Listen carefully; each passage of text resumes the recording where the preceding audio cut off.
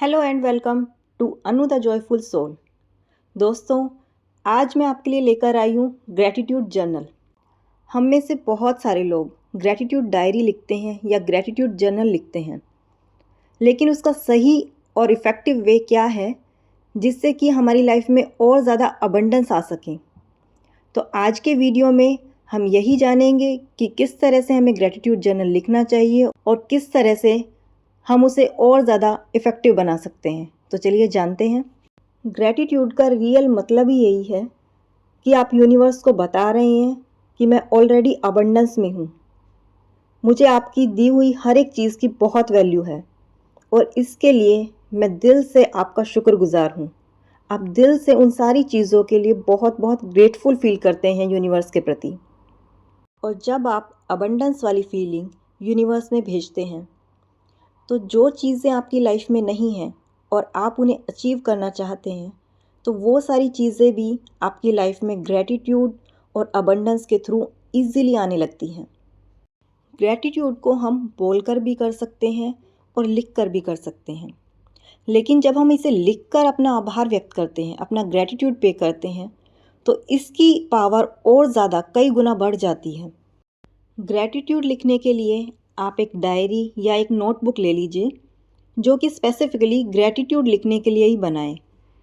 अब हम अपनी लाइफ के कुछ ऐसे एरिया या कोई ऐसे टॉपिक ले सकते हैं जिनके लिए हम ग्रैटिट्यूड लिखना चाहते हैं, जैसे कि हमारे रिश्ते, फैमिली, एजुकेशन, जॉब, हेल्थ, हमारी बॉडी, उन सब के लिए हम ग्रैटिट्यूड लिख सकते हैं।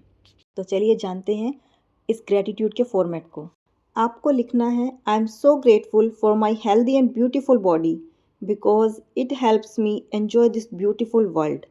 आप हिंदी में भी लिख सकते हैं, मैं बहुत शुक्रगुजार हूँ अपनी हेल्दी और ब्यूटीफुल बॉडी के लिए बिकॉज ये मुझे इस ब्यूटीफुल वर्ल्ड को एन्जॉय करने में हेल्प करती है। Second, I am so grateful for my life partner because he और she is so loving and caring to me. Third, I am so grateful for my beautiful home because it gives me protection, peace, and happiness. Fourth, I am so grateful for healthy and tasty food because it gives nourishment to my body.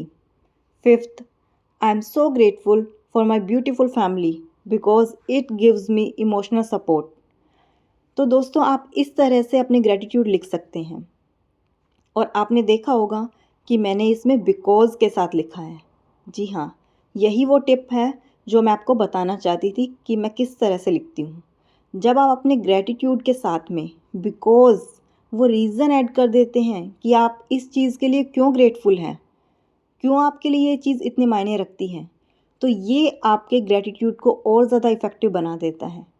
अब आप जब 5 से 10 gratitude कि मान लीजिए आप daily के 5 gratitude लिखते हैं या फिर 10 ग्रैटिट्यूड लिखते हैं और आपको फील होने लगे कि आप बहुत पॉजिटिव सोच रहे हैं, बहुत पॉजिटिव वाली फीलिंग आपको आ रही है, आप अबंडेंस वाले स्टेट में आ चुके हैं, तो उसके बाद आप अपनी एक कोई विश लिख सकते हैं जो आप अपनी लाइफ में उस चीज़ को अचीव करना चाहते हैं।